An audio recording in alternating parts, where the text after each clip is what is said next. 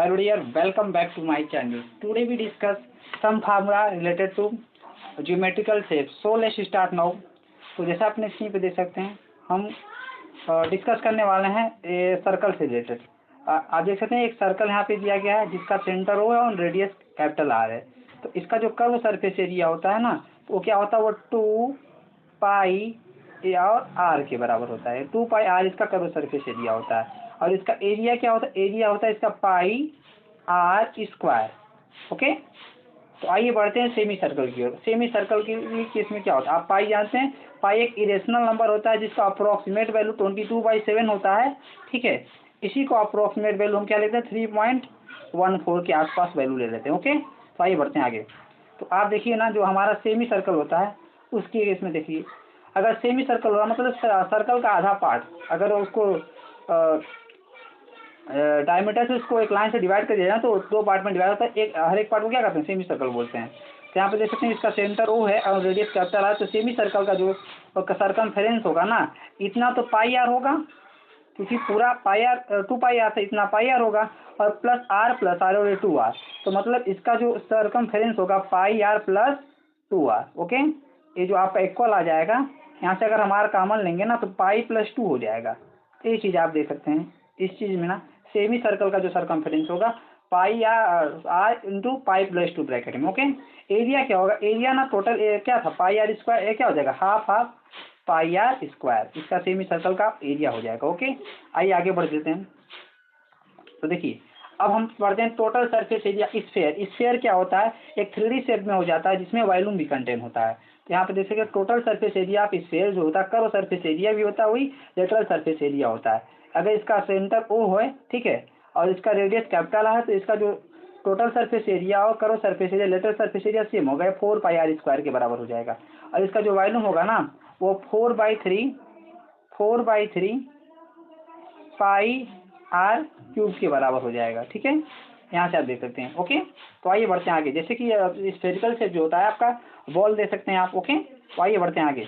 जो हमारा नेक्स्ट है वो सेमी स्फीयर है। ओके, सेमी स्फीयर देखिए, सेमी स्फीयर को ना, जैसे हम सर्कल को काटे थे डायमीटर से, ऐसे अगर स्फीयर को ना डायमीटर से काट कर दे तो 2 पार्ट में डिवाइड हो जाएगा। ईच पार्ट को क्या बोलेंगे, हेमी स्फीयर बोलेंगे। ठीक है, तो curve surface area hemisphere क्या होता है, ये 2 पाई R स्क्वायर के बराबर होता है। 2 पाई R स्क्वायर के बराबर होता है। बट आप देखेंगे 2 पाई R स्क्वायर होगा, ठीक है, और यहाँ पे ए वाला एरिया आप बच जा रहा है। ठीक है, तो इसमें क्या होगा, 2 पाई R square plus pi R square, ये 3 पाई R स्क्वायर के बराबर हो जाएगा। टोटल सरफेस एरिया ना in case of hemisphere के केस में ये क्या हो जाएगा, बदल जाएगा। Okay, volume of hemisphere क्या हो जाएगा, 2/3 पाई R क्यूब। ओके, आइए बढ़ते हैं आगे। जो नेक्स्ट आएगा हमारा वो हमारा सिलेंडर होगा। आप सिलेंडर देख सकते हैं। ठीक है, सिलेंडर पहले हम एक ले लेते हैं, एक सिलेंडर कंसीडर करते हैं हम लोग। ठीक है, एक सिलेंडर ले कंसीडर कर लेते हैं सबसे पहले हम लोग। मान लीजिए हमारे यहाँ सिलेंडर है। ओके, ये सिलेंडर ले लेते हैं हम लोग। इसका हम कर लेते हैं जो रेडियस है ना, इसके बेस का जो रेडियस कैपिटल R कर लेते हैं। इसका जो हाइट है ना, यहाँ से यहाँ तक, अगर इसको O' मान लें, और यहाँ पे एक सेंटर होगा बेस से O से O' को ज्वाइन कर देंगे ना, तो एक लाइन बनेगा। यही क्या है हमारा, कैपिटल S सपोज कर लेते हैं। ठीक है, इस केस में इसमें 2 भी चीज होते हैं। इसमें CS से curve surface area of cylinder. Okay, इसी को लेटरल सरफेस एरिया भी बोलेंगे। ये क्या होगा, ये जो हमारा सिलेंडर का होगा वो 2 पाई RH के बराबर हो जाएगा। किसके होगा, 2 पाई RH के बराबर हो जाएगा। ठीक है, और टोटल सरफेस एरिया क्या हो जाएगा, curve surface area plus area of base. ठीक है, एरिया 2 पाई RH कर्व सरफेस एरिया इसका हो गया, प्लस एरिया ऑफ बेस क्या होगा, यहाँ भी बेस सर्कल, यहाँ भी बेस सर्कल, तो क्या 2 पाई R स्क्वायर। इसको अगर थोड़ा सॉल्व करेंगे तो 2 पाई R कॉमन कर लेंगे तो 2 पाई R ब्रैकेट में H प्लस R, और देख सकते हैं इसका कर्व सरफेस एरिया हो जाएगा। ओके, तो आइए बढ़ते हैं आगे। और इसका वॉल्यूम क्या होगा, वॉल्यूम भी होगा, अगर इसको मानते हैं तो वो पाई R स्क्वायर H के बराबर हो जाएगा। ओके, आई होप ये समझ रहे होंगे आप। आइए बढ़ते हैं आगे। इसके बाद सर्कल के बाद हमारा आता है कोन, सॉरी सिलेंडर के बाद हमारे पास आता है कोन। एक कोन ले लेते हैं हम लोग। ठीक है, एक कोन को जनरेट करते हैं हम लोग। अब एक कोन जनरेट कर लेते हैं। देखिए एक कोन आपका हो गया। ठीक है, इस कोन में इसका जो लेंथ हाइट होता है, इसका जो लेंथ हाइट होता है ना,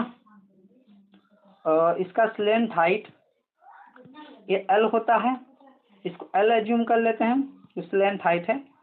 और इसका जो रेडियस है ना ये वाला, ये स्मॉल r के बराबर है, और जो हाइट है ना ये वाला, ये क्या है, स्मॉल h के बराबर है। तो यहाँ पे आप देख सकते हैं ना, यहाँ पे परपेंडिकुलर हो रहा है ना, 90 डिग्री का एंगल बन रहा है। तो यहाँ पे हम क्या कर सकते हैं, तो यहाँ पे हम पाइथागोरस थ्योरम अप्लाई कर सकते हैं। तो Pythagoras theorem L square is equal to R square plus H square से आ जाएगा।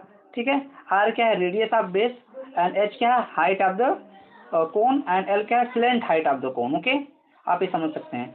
इसमें ना कर्व सरफेस जो एरिया होता है इसका CSA जो होता है ना, वो होता है पाई RL के बराबर।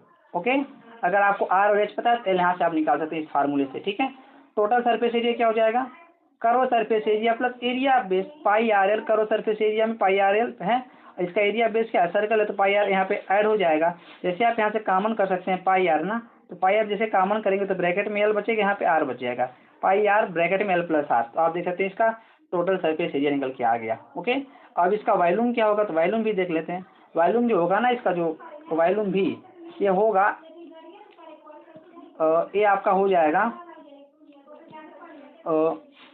ये जो आप देखे थे ना सिलेंडर के केस में पाई R स्क्वायर H था, उसका वॉल्यूम ये इसका 1/3 हो जाएगा। ओके, इस केस में इसका 1/3 हो जाएगा।